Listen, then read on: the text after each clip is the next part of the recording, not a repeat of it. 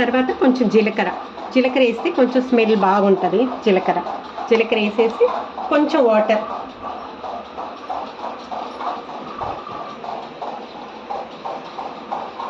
ఆకుకూరకి ఎక్కువ వాటర్ అవసరం లేదు, కొంచెం ఒక హాఫ్ గ్లాస్ వాటర్ వేస్తే చాలు.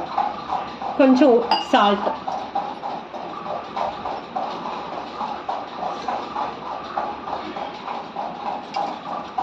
సాల్ట్ చూసి వేసుకోండి, తర్వాత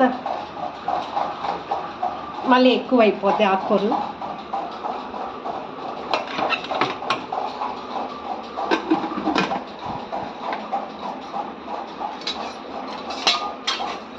మా కిచెన్ కొంచెం చాలా చిన్నదండి, కొంచెం ఇరుకైన కిచెనే. ఇప్పుడు ఇది 5 విజిల్లు వస్తే చాలు.